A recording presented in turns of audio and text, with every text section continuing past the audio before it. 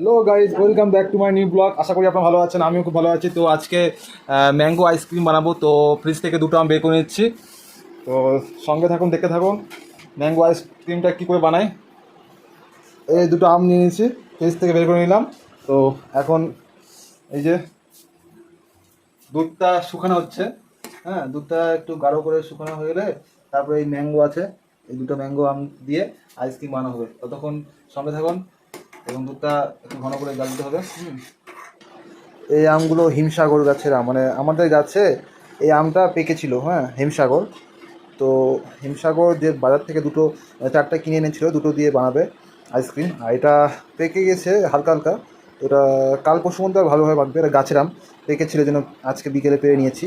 তো তোমরা দেখতে থাকো, সঙ্গে থাকো। আইসক্রিমটা কী করে আমরা তৈরি করি পুরো রেসিপিটা আমি আপনাদের সামনে তুলে ধরবো।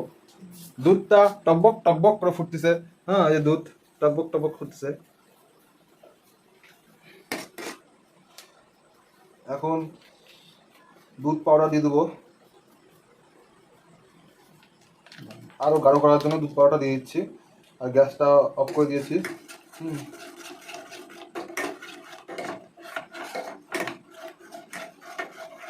দুধটা জাল হয়ে গেছে। এখন এটা হালকা করে ঠান্ডা করতে হবে। হালকা করে ঠান্ডা হয়ে যাওয়া হবে জিনিসটা। এখন আমটাকে ভালো করে ছিলে নিতে হবে, যেহেতু আমটা মানে মোটামুটি শক্তই আছে, বেশি নরম হলে ভালো হবে না। তো আমটা ভালো করে ছিলে নিতে হবে। ছিলে নিয়ে আমের চক যেরকম কাটা হয় না, ওইভাবে কাটা হবে। কেটে তারপরে আমটাকে মিক্সারে পেস্ট করা হবে। তো দেখো, সঙ্গে থাকো। রেসিপিটা যদি ভালো লেগে থাকে তো প্লিজ কমেন্ট করে জানাও যে তোমাদের এই রেসিপিটা কেমন লাগলো, এবং তোমরা বাড়িতে ট্রাই করতে পারো।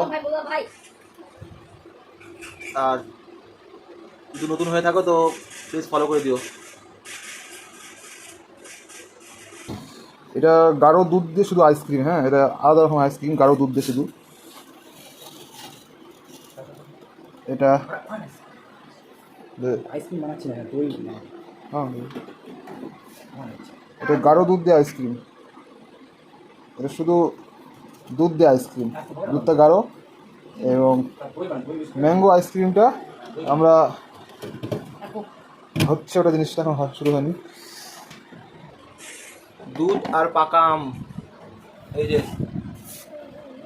দুধ আর পাকা আমটা, এখন এটাকে বাটির মধ্যে ঢেলে আইসক্রিম ডিপ ফ্রিজে রাখতে হবে। এই যে এবার এটা ফ্রিজে রাখবো, ফ্রিজে জমবে, জিনিসটা জমলে বের করে রাখবো, বের করে আবার মিক্সারে পেস্ট করবো। দেখা যায় ধরা এই যে এটা এখন জমবে। জমতে কয়েক কী করবি, এটা জমবে। এই বাড়িতে যে ম্যাঙ্গো দুধ দিয়ে মিক্স করা আছে, পেস্ট করা আছে, ওটা জমবে। জমা হয়ে গেলে একটু হালকা করে জমবে, তখন জিনিসটা আবার মিক্সারে পেস্ট করবো। পেস্ট করে তারপরে আবার দেবো, তাহলে হয়ে যাবে আইসক্রিম, তাহলে কমপ্লিট হয়ে যাবে।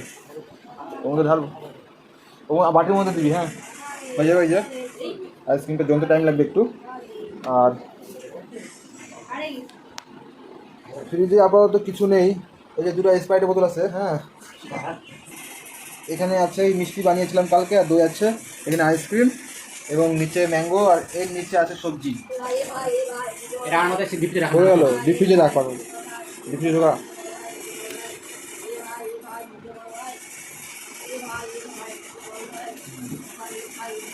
এগুলো জমে গেলে আমি আপনাদেরকে দেখাবো কীরকম জিনিসটা হয়েছে। হ্যাঁ, কীরকম জিনিসটা হয়েছে দেখাবো। এখন ফ্রিজটা খুলে দেখবো যে কালকে যে রাতে রেখে দিয়েছিলাম আইসক্রিমটা, তো জমেছে কি না। তো দেখি, হ্যাঁ ভালোই জমেছে। হাত দিয়ে দেখছি যে শক্ত হয়ে গেছে একটু, ওটা একটু বাইরে রাখতে হবে, একটু হালকা নরম করার জন্য, মানে খাওয়া যাবে বলতে। শক্ত হয়ে গেছে। আর বাটিগুলো তো আরও ভালো সহ্য।